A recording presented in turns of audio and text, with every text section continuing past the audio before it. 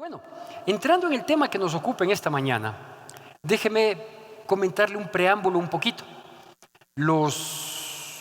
Hay ciertas historias en el Nuevo Testamento, en los Evangelios específicamente, que se relatan en un solo evangelio, en dos evangelios, en tres, y hay historias que se relatan en los cuatro evangelios. Cuando una misma historia se relata en los cuatro evangelios, significa dos cosas. La primera, que la historia se complementa entre todos los evangelios. Nunca se oponen, nunca se contradicen, simplemente se complementan. Es decir, hay ciertos detalles, hablando de la misma historia, que no contiene un evangelio, pero que lo contiene otro, y eso viene a dar un panorama mucho más amplio. Y la otra cosa es que si es que está en los cuatro evangelios es porque tiene una trascendencia, una importancia especial. Siempre que uno mira una historia y ve que está relatada en los otros evangelios, hay que leer la misma historia en los otros evangelios, porque nos va a dar una mejor perspectiva de la situación. Y las historias las podemos entender de dos maneras: en los términos generales, ¿sí? Como normalmente vemos, ¿no? Distintos personajes, cada uno cumpliendo una misión, un propósito. Y hay historias en las que podemos enfocarnos en ciertas personas, ¿sí?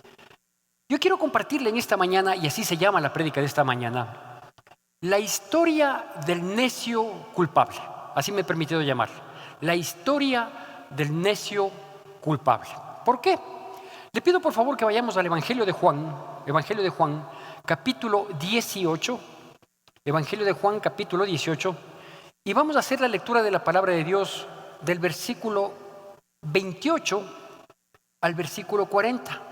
Evangelio de Juan, capítulo 18, del versículo 28 al versículo 40. Hago yo la lectura, le pido por favor que usted me siga con atención y con la reverencia que amerita la palabra de Dios. ¿Tenemos todos amén?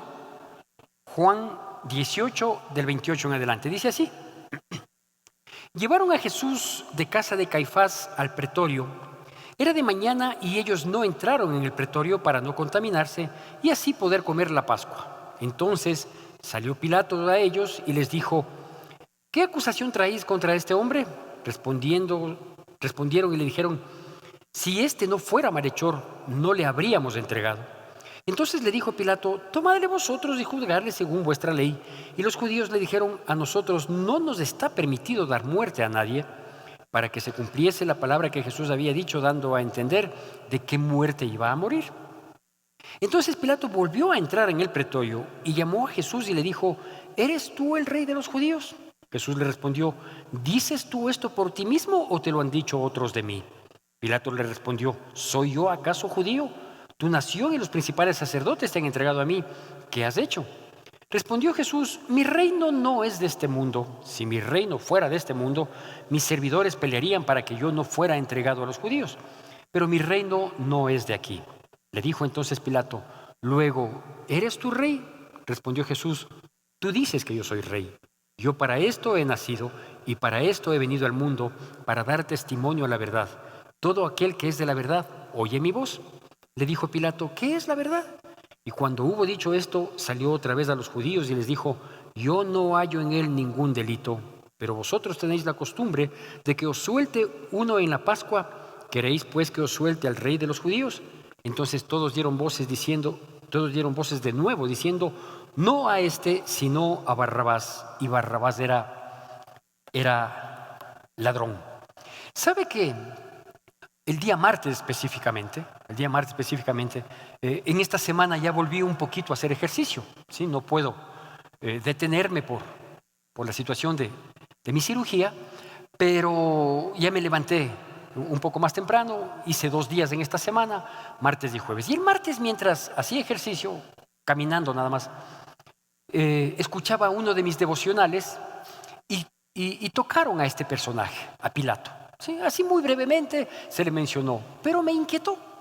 Y al inquietarme, terminé de oír el devocional, un poco más de día en la mañana, le pegué una chequeadita a su intervención en la historia de la humanidad Y llegué a entender este tipo de cosas que quiero compartir en esta mañana. Pilato era un hombre, un gobernante de alto nivel, no de los máximos, pero sí de alto nivel. En realidad sobre él estaba solo Herodes y el César, ¿sí? Él había sido designado, no por democracia, sino por designación de Herodes posiblemente, o del César. Y él tenía todas las condiciones, capacidades y potestades para decidir respecto de la vida de Jesús. Jesús había sido capturado, había sido llevado ante un tribunal, permaneció en la casa del sumo sacerdote hasta la mañana y en la mañana fue llevado al pretorio, que viene a ser una especie de tribunal previo a una sentencia, al cumplimiento de una sentencia. Y es llevado al pretorio y es llamado Pilato a ese lugar. Y digo Pilato, él era un gobernante que tenía toda la potestad, absolutamente toda la potestad de tomar decisión si ejecutar o no el pedido que los judíos le estaban haciendo respecto a Jesús. Primera situación. Segunda situación, él tuvo, como acabamos de ver en este evangelio y en todos los evangelios, él tuvo también la posibilidad de averiguar todo lo que tenía que averiguar. Es por eso que nosotros le vemos que él le pregunta a Jesús, le dice, ¿eres tú el rey de los judíos? ¿Qué has hecho tú? ¿Sí? Y luego sale y pregunta al pueblo, y luego ingresa y pregunta a los del pretorio, y así lo hace. El Evangelio de Mateo dice que hasta por tercera vez salió delante del pueblo, ¿no? Entonces él sale después de la primera vez que se entrevista con Jesús y les dice a ellos, al populacho, le dice, no encuentro nada, yo no hallo ninguna falta en él, no sé por qué le traen. Y ellos le contestan, dice, si no fuera malhechor no te hubiéramos traído. Vuelve a entrar al pretorio, en el pretorio vuelve a hacer averiguación, le dice, ¿eres tú el rey de los judíos? ¿Qué mismo has hecho? ¿Sí? Y él le dice, no, este reino, mi reino no es de esta tierra. Y vuelve a salir, y vuelve a entrar, y vuelve a salir varias veces. Es decir, él tuvo toda la posibilidad de averiguar, de investigar, de abastecerse de conocimientos para que con sus argumentos tomara una decisión, esperando que se tome la decisión correcta. ¿Sí? Digo, no solo que él tuvo una posición política, sino que tuvo la posibilidad de investigar, de averiguar todo lo inherente al caso que había llegado a sus manos. Es más, él quiso evitar tomar una decisión sobre este caso. Y para evitar, le manda a Herodes, so pretexto de alguna jurisdicción, le manda a Herodes y Herodes le dice, a mí no me endoses el problema, haz el favor de tú mismo resolverlo. Y en esta disyuntiva uno le puede ver a Pilato, insisto, un hombre con potestad de decidir, con la imposibilidad de hacerlo. Porque había una presión social, porque había un populacho, por un lado que le presionaba con sus gritos, por otro lado, populacho al que quería agradarle, al que quería complacerle. Pero en esta instancia, entre que entra y sale y va y viene, haciendo sus averiguaciones, sucede algo que lo destaca el Evangelio de Mateo capítulo 27, si mal no recuerdo el versículo 19, y dice así, no hace falta que lo vea. Dice que en este entrar y salir y su preocupación sin saber qué decisión tomar, la esposa de Pilato le manda un recado. Y en el recado le dice así, le dice, por favor no tengas nada que ver con este justo, porque he padecido en sueños terriblemente.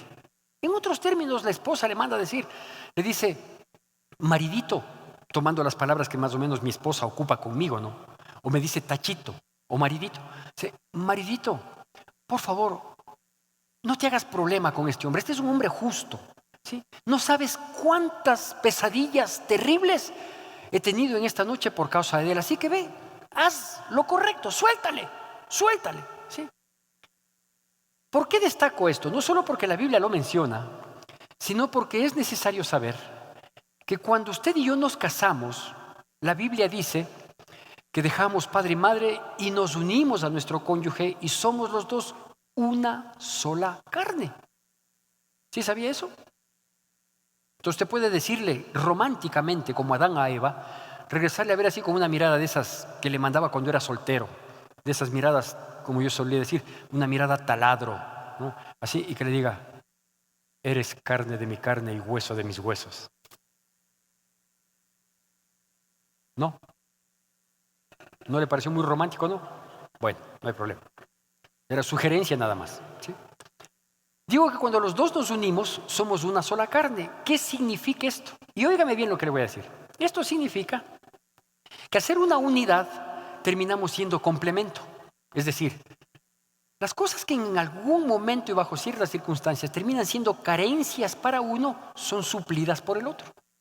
Por eso dice, por ejemplo, la palabra de Dios en Corintios, dice que cuando uno se une a una ramera, un cuerpo es con ella, un solo ser es con ella, ¿no es cierto? O sea, se vuelve tan pecaminoso como aquella a quien se unió. Cuando nos unimos esposo y esposa, somos una sola unidad. Una unidad espiritual, anímica y en momentos física, ¿no es cierto? Esa unidad anímica hace que cuando nosotros de pronto tenemos alguna duda, alguna incertidumbre, algo que no tenemos muy claro, ¿sí? De pronto el cónyuge, hombre o mujer, es el que suple o ayuda a esclarecer, a suplir esa situación. Eso pasó con Pilato. Eso pasó con Pilato. Él estaba en una disyuntiva que no le permitía tomar una decisión. Él estaba en un conflicto interno que él sabía lo que tenía que hacer. Él sabía que Jesús es santo, sin mancha, que no había pecado en él. Lo había preguntado varias veces al pueblo, al pretorio y al mismo Jesús. Él sabía que no tenía que echarle mano a él. Él tenía bien claro ese panorama. Pero la presión social, el anhelo de agradar al pueblo, etcétera, etcétera, le ponía en esa disyuntiva. ¿Sabe cómo se solucionaba esa disyuntiva? Haciéndole caso a la mujer, al menos una vez. El marido le puede hacer así, dice, al menos una vez. El pastor dice, al menos una vez. No quiere decir que tú eres mi conciencia, al menos una vez. ¿Sí? Si él hubiera hecho caso a la mujer, al menos en esa ocasión, ¿sí?, la historia habría sido diferente.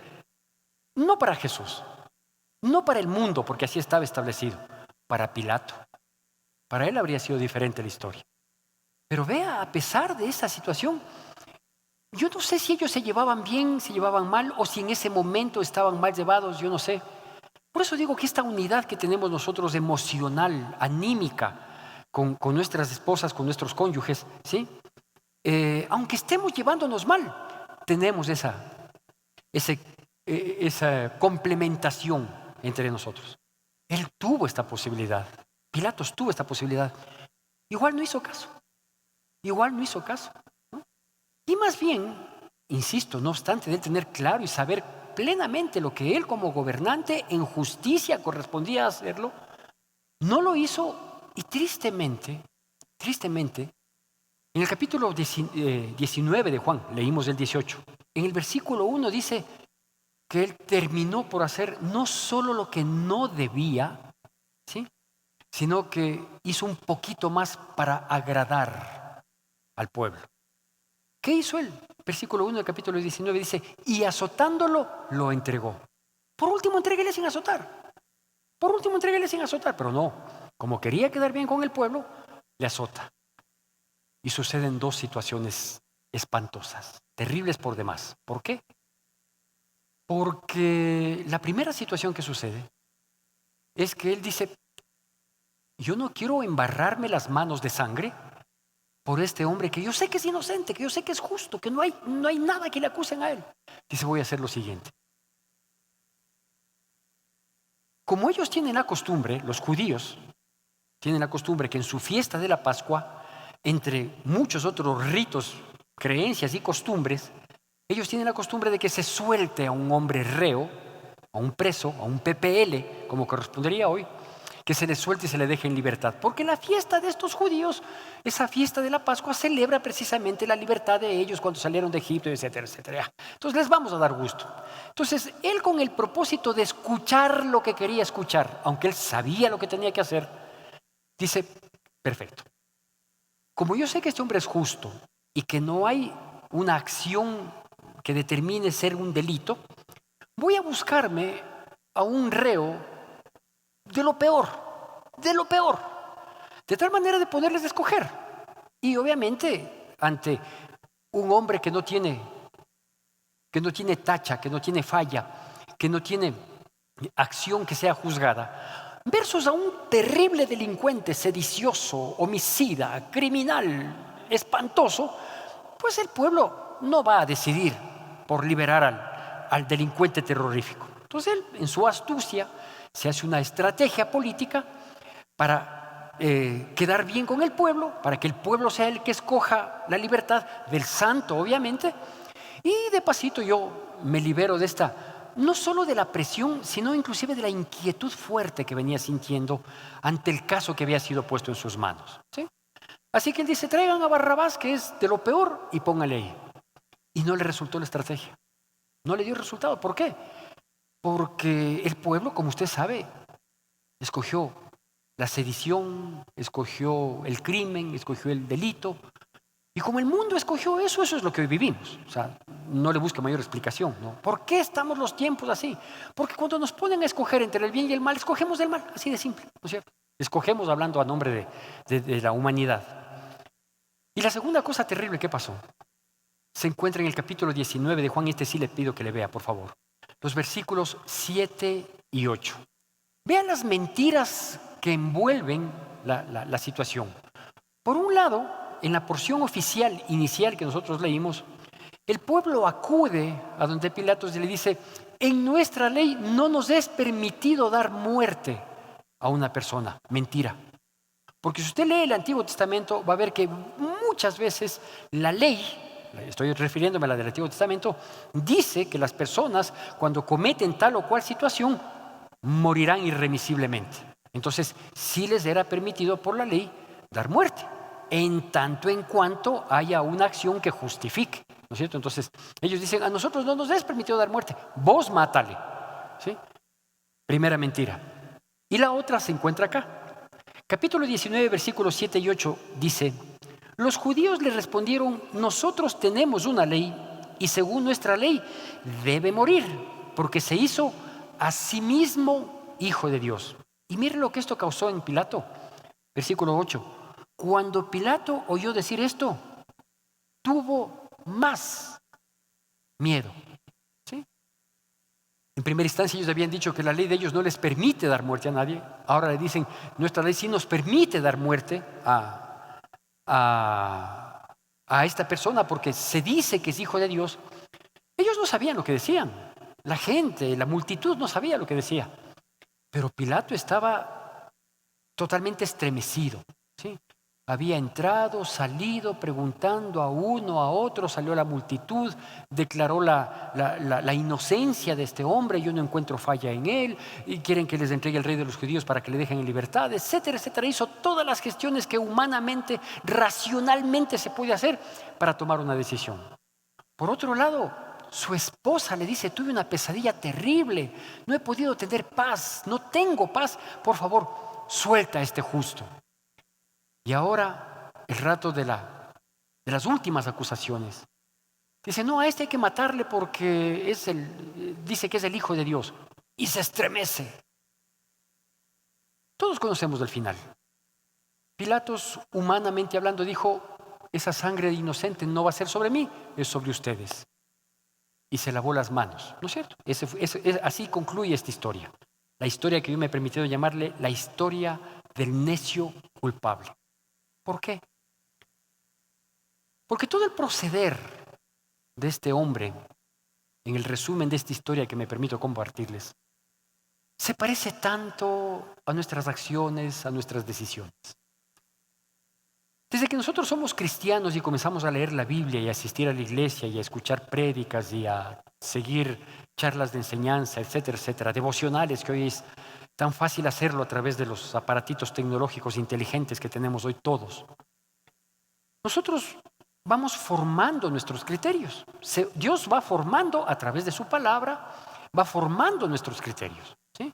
Y nosotros, por ejemplo, tenemos muy claro qué es lo que tenemos que hacer frente a tal o cual circunstancia, ¿sí? ¿Qué tenemos que hacer? ¿Cómo actuar? Es más, nos anticipamos en el tiempo y decimos no. Por ejemplo, cuando los hijos sean grandes, esto hay que permitirles y esto no hay que permitirles. Las cosas son así y no hay vuelta que dar. Y tenemos, digo, muy claro el panorama, tenemos muy claro el entendimiento y parece que tenemos un criterio formado frente a las circunstancias. Es más, tan formado está nuestro criterio, tan acorde a lo que Dios ha ido moldeando en nuestras vidas, que hasta nos permitimos juzgar o mirar, para no llamar juzgar, nos permitimos observar, ¿sí?, actitudes de otras personas. Y cuando nuestro hijo, por ejemplo, tiene 4 años, 4 añitos, ¿sí?, y vemos en otro hogar que hay un chico de 18 y que decidió dejarse el pelo largo, hacerse unos tatuajes, qué sé yo, alguna de esas cosas, fruto de la modernidad, ¿no?, del momento, porque no podemos vivir en una cápsula, porque son chicos, hay que entenderles, y bueno, todos los argumentos. Pero como yo soy el que tengo el hijo de 4 años que está perfecto, ¿no es cierto? Porque depende enteramente de mí. Entonces yo le corto el pelo a mi hijo las veces que yo creo que debo cortarle el pelo, bien rebajadito, media melena rebajada, como solía decir mi padre, ¿sí? Y veo, ¿no?, que el otro muchacho, el de 18, de otro hogar, ¿sí?, le permiten ese tipo de cosas. Entonces uno dice, pero van a la iglesia, que no han entendido. ¿Cómo es que le permiten al chico así? ¿O cómo es que le permiten a la chica esa vestimenta? ¿Cómo es que les permiten ese comportamiento? ¿Por qué les permiten que se lleven con esas amistades? ¿Cómo es posible? Porque tenemos el criterio bien claro. El problema es que nuestros hijos no se quedan de 4 años. Van pasando los años, también van involucrándose, conociendo, contagiándose del mundo. Y llega un momento en que el de 4 añitos, que era tan lindo, precioso, íntegro, llega a ser adolescente y tiene las mismas inquietudes de aquel que un día le juzgamos. ¿Cómo es posible? Esta guambra cambia de enamorado cada semana. Y nuestras hijas, como son lindas, crecen y tienen galanes cada semana. Y permitimos. Es decir, tomamos decisiones y las decisiones pueden ser activas o pasivas. ¿No es cierto? ¿Cuáles son las activas? Las que nosotros decidimos y las ejecutamos. Y las pasivas son las que permitimos. No son tomadas por nosotros, pero las permitimos. Y de entre esas decisiones pasivas hay estas, ¿no? No déjale nomás a la guagua que se vista así. ¿Qué quieres hacerle, monja? Sí. Déjale nomás al chico que se haga el tatuaje. Dejémosles nomás, son muchachos, no pasa nada. O que por un tatuaje se va al infierno. O porque asiste a un compromiso. Y muchas de las veces nosotros sabemos claramente qué es lo que tenemos que hacer. Sabemos cómo actuar. Sabemos cómo corregir. Sabemos cómo disciplinar. Pero ante la presión social, que cuando es familiar es más crítica todavía, ante la presión social por un lado, o ante el anhelo de agradarles por otro lado, caemos como un necio que termina siendo culpable. Y obviamente, cuando el necio o la necia se le mete aquí algo, averigua por aquí, por acá, hace, pregunta, etcétera, etcétera, viene a ponerle el pie al pastor. Dice, pastor, ¿qué opina usted de tal cosa? Y claro, le sacan de contexto la pregunta. ¿Por qué? Porque al igual que Pilatos quieren oír la respuesta que quiere oír para él quedar libre. Y resulta que nadie le da la respuesta. Resulta que inclusive hay gente allegada, cercana, de buena fe, que dice, no hagas así, no es correcto. Cuidado con que hagas esto, ¿no? Cuando uno ya tiene eso decidido y en parte ejecutado. Y qué difícil es dar pie atrás de una decisión que queremos tomar, no porque esté correcta, sino fruto de las presiones de la gente, fruto de del deseo de agradar a tales o cuales personas. Es por eso que nosotros nos encontramos con gente cristiana, no le desmerezco en ese sentido, que asiste a la iglesia, que va todos los domingos, que lee la palabra todos los días, que tiene su tiempo de oración, su devocional, en fin. Y que en algún momento termina siendo una pilateada, para tomarle, quedaría mejor una barrabasada, es una palabra más común, pero Barrabás no tomó la decisión, el que tomó la decisión fue Pilatos, ¿sí? terminan haciendo ciertas cosas o no haciendo lo que deben hacer. ¿Fruto de qué? De la presión, del deseo de agradar, del de no incomodar. Hay que manejarse, pues hay que ser moderados, hay que ser meditados. Cuando a lo mejor son oportunidades que Dios mismo nos está dando, primero para demostrarle a Él si está en el primer lugar de nuestras vidas. Más allá de lo que humanamente pueda yo o no ser juzgado, más allá de eso. Permítame comentarle un acontecimiento que sucedió hace aproximadamente 22 años. ¿Sí? ¿Y por qué me atrevo a aproximarle al tiempo así? Porque mi padre falleció el mes de diciembre pasado, a los 91 años. En el mes de julio de este año, mi padre habría cumplido 92 años. 92 menos 22 da 70. Cuando mi padre cumplió 70 años, la familia, con justa razón, con justísima razón, habíamos decidido, ¿sí?, festejarle por todo lo alto, como efectivamente lo merecía este hombre maravilloso que Dios nos regaló a la familia, ¿no? Y ese tipo de acontecimientos, de macroacontecimientos de la familia, lo realizábamos aquí en una linda casa grande que tenía una de mis hermanas, ¿no? Para variar, le estoy hablando de hace 22 años, ¿sí? Para variar, en esas épocas yo ya había afirmado, o yo creí que había afirmado en el corazón y la mente de mi familia, que para mí, desde que entré el primer día a la iglesia, lo primero era la iglesia y el resto que espere, ¿sí? Entonces había acontecimientos, por ejemplo, que decían, vamos a reunirnos tal día y nos vamos a ir a tal parte, y como tú no tienes carro, entonces vendrás a las 9 para llevarte. Yo no, primero tengo que ir a la iglesia. ¿Y en qué vas? En bus. Pero sí te podemos llevar, pero no a las 9, porque a las 9 estoy en la iglesia, ¿no? Entonces, normalmente había esas situaciones a nivel de familia. Nunca fueron problema, gracias a Dios, pero había esas situaciones. Entonces yo pensé que siendo yo ya un pastor, hace 22 años yo ya era pastor, nuevito, comenzando, arrancando en la vida ministerial, mi familia ya había entendido que primero era la iglesia y luego cualquier cosa, ¿no? Entonces, recuerdo claramente que dijeron, porque a las 10 de la mañana o 9 de la mañana nos vamos a reunir en la casa de mi hermana, para que al menos las esposas o las mujeres de la familia vayan allá y comiencen a preparar todo lo que es la comida y esas cosas, ¿no? En tal caso, los hombres podíamos llegar luego. Yo les digo, no, porque mi esposa va conmigo a la iglesia y luego vamos. Entonces, tengan la bondad de entender algún rato lo importante que es para mí la iglesia. Bueno, me habían encargado a mí un honroso encargo en aquel entonces de dirigir unas palabras a mi padre a sus 70 años. Un héroe, una bendición, ¿no? Mi papi. Y como yo heredé un poco lo de poeta de mi madre, ¿sí? Soy el de fácil palabra. Me habían encargado a mí esta honrosa misión de hacer unas palabras a mi papi. No me costó mucho ante un hombre maravilloso como él fue y lo que representó en mi vida, entonces fluyó mucho, ¿sí? Y escribí como 4 hojas o 5 hojas quizás, ¿no? Recuerdo claramente que cuando yo llegaba a la casa de mi hermana, alguien salió a recibir mientras paraba ahí algún vehículo que alguien se cometió en llevarme. Yo no tenía vehículo para entonces. Y salió y nos dijo, nosotros,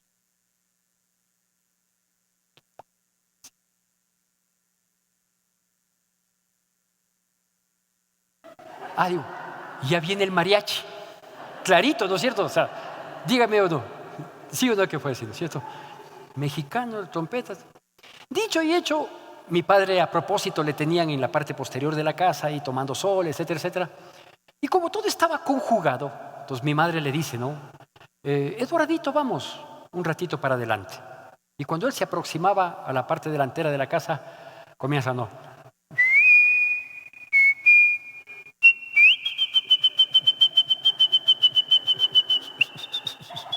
Sí. Y llegan los mariachis. Es alhaja, ¿no? Es simpático esas sorpresas. Y a mi papi le encantaba mucho la música mexicana y toda esa situación, ¿no? La cosa es que todo esto envolvía un ambiente muy lindo, extremadamente fraterno, amoroso. Más aún cuando yo ingreso a la casa Y estábamos no solo los 7 hermanos en aquel entonces, ¿no?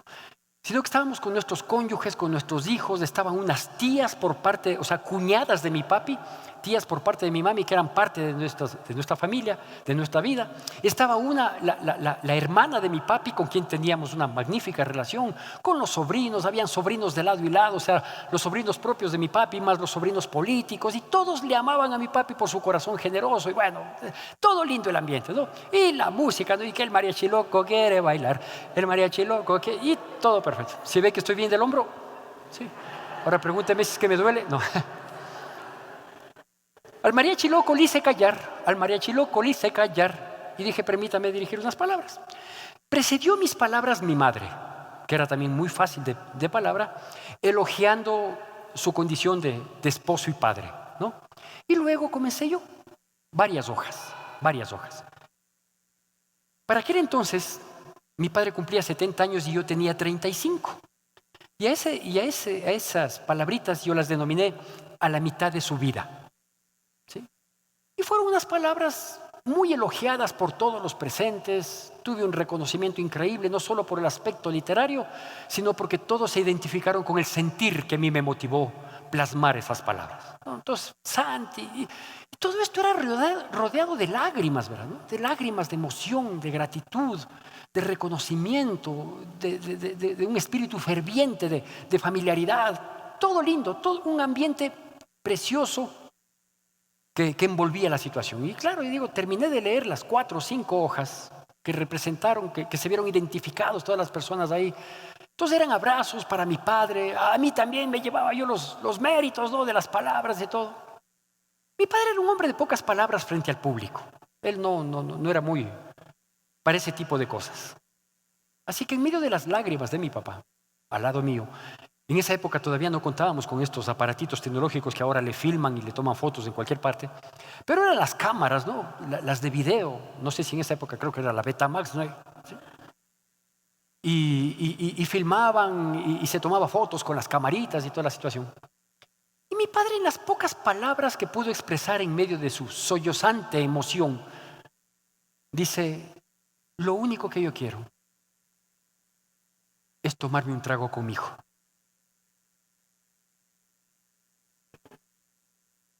¿Yo qué tengo que ver? ¿No? Yo pensaba, decía, yo no soy el primero, tampoco soy el último. Sí soy el más guapo, pero, o sea, tampoco. Ese amén me gustó. Espero que haya sido de una damita. Y a mi papá se le ocurre decir eso. Lo único que yo quiero en este momento es tomarme un trago con mi hijo. Yo para entonces llevaba unos 8 o 10 años de cristiano y posiblemente 1 o 2 años de pastor. Pero en un 17 de noviembre de 1991, cuando yo llegué por vez primera a una pequeña iglesia en el sur de Quito, a la vuelta del Parque La Magdalena, que se llamaba Centro de Adoración Cristiana, en el que cabíamos 20, 25 personas y no más. Ese 17 de noviembre de 1991 yo le había hecho una promesa a Dios. Le dije: Señor, yo no vuelvo a tomar una gota de ese veneno. Una gota de ese veneno. A lo largo de todo este tiempo, ha habido personas que, por honrarme quizás, pastor, pero un vinito. Es que este queda bien con la carne blanca, este otro queda bien con la carne roja. Este champancito es solo el brindis, a los labios, la última, la del estribo, conmigo no tomado. Y todas esas cosas que ustedes saben mejor que yo. Y mi papi me pide eso. Pero nótese el ambiente emocional que acaparaba la situación. Y ahora, adivine qué pasó. No. Ustedes dijeron: se aventó, pastor, se aventó. No me aventé. Casi me aviento de la casa.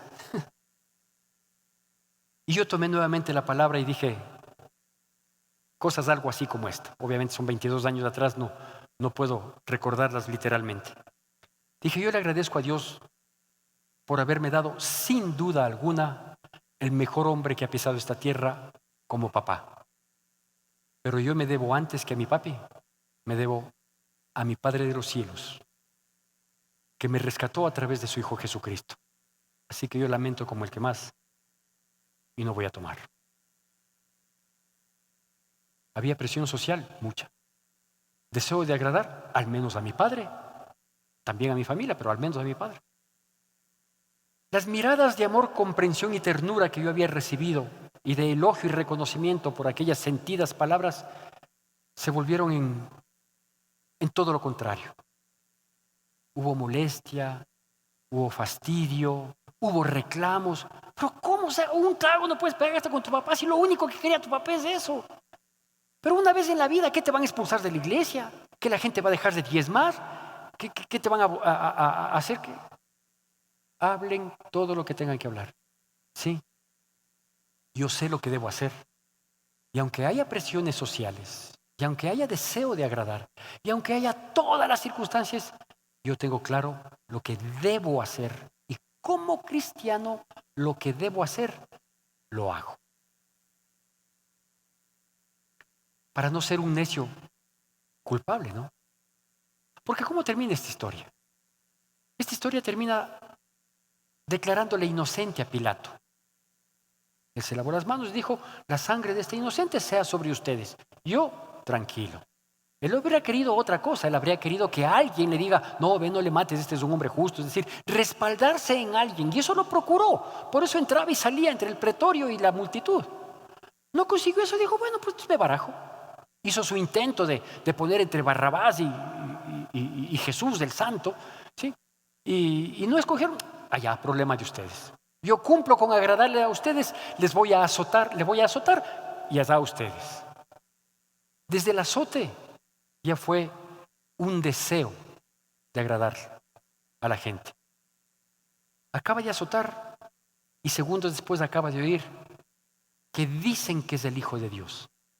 Pilato sabía todo lo que Jesús había hecho en ese tiempo y en esa jurisdicción. Pilato sabía. Todo lo que había sucedido con ese hombre en la región de Galilea, Pilato lo conocía. Quizás conocía mucho más de cerca a su esposa, es decir, tenía mucha más autoridad para hablar de quién era aquel cuya decisión de su esposo podía condenar o liberar. Pero nada de eso pesó. Pesó la presión, pesó el deseo de agradar, pesó el yo sentirme bien, más allá del que tú seas agradado, Señor. Obviamente yo le cuento esta experiencia mía de hace 22 años, que de momento sí me trajo, no a mí, sino a las personas que estuvieron en aquel entonces, algún disgusto, alguna molestia. Obviamente una no aceptación por el no entendimiento de mi condición y de mi relación con Dios. Mucha gente ni siquiera sabía qué era ser cristiano ni nada de eso. Todos religiosos, eso sí, todos religiosos. Pero el tiempo me dio la razón. Con esto no quiero decir que siempre mis decisiones han sido así, pues tristemente debo reconocer también que muchas decisiones, sabiendo lo que tengo que hacer, sabiendo lo que debo decir, sabiendo cómo debo decidir, sabiendo qué debo evitar, el amor hace cometer errores de buena fe y los cometí. La presión hace que demos gusto a la mayoría. El deseo de agradar, porque todos tenemos una situación instintiva de ser reconocidos, al menos en nuestro entorno, a veces nos lleva a cometer este tipo de decisiones y terminamos siendo no parte de esa historia, pero sí unos necios culpables. Porque entre los hombres Pilato quedó tranquilo. Concluyo con esto. Algún momento leí, no recuerdo hoy claramente, ni siquiera el autor, habría sido fantástico darle el mérito a él, si es que lo tiene. Pero algún momento leí algo relacionado a la actitud de Pilato y a la actitud de Judas. Y este autor pretendía declarar inocencia en ambos casos, diciendo que ellos no hicieron sino cumplir lo que proféticamente estaba establecido. De tal manera que Pilato no tiene la culpa, ni Judas tenía la culpa de haberle entregado, porque simplemente si no eran ellos, eran otros, porque así estaba proféticamente establecido. Es apreciable la consideración, pero justificable nunca. Porque ahora yo le pongo lo mismo, le propongo lo mismo a usted, le expongo lo mismo a usted. El mundo está fatal. El mundo va en una decadencia moral, en una decadencia espantosa, a pasos agigantados en pos del pecado y mayor pecado, en violencia, en todo. No hace falta que yo lo desglose, basta con que prenda un noticiero nacional y vea cómo está nuestro país y el mundo entero. Así está el mundo, ¿no? Qué terrible, sí, uy, bárbaro. Sí. ¿Cómo se ha dañado la juventud? No, sí, ¿cómo se ha dañado? Ahora ya no tienen control ellos. No, ya no tienen control. Ahora ellos son más bravos que los papás, sí. Tengo dos opciones. Que como el mundo está así, el mundo absorba mi vida, o la otra, que aunque el mundo esté así, yo marque la diferencia. Porque yo sé cómo debo decidir. Yo sé lo que debo hacer. Porque soy cristiano, porque soy hijo de luz. Y los que andamos en luz tenemos bien clara la senda por la que debemos caminar. Caminemos, perseveremos en ella para agradarle al amor de los amores, que es Cristo Jesús. Que Dios bendiga poderosamente sus vidas en Cristo Jesús. Que la gracia de nuestro Señor Jesucristo, el amor de Dios nuestro Padre, la comunión y consolación de su Santo Espíritu sea con todos y cada uno de nosotros, y el pueblo de Dios, que es el pueblo más feliz sobre la faz de la tierra, dice: Amén. Te recordamos nuestras actividades. Reunión de aprendizaje bíblico el martes 24 de mayo a las 7 de la noche.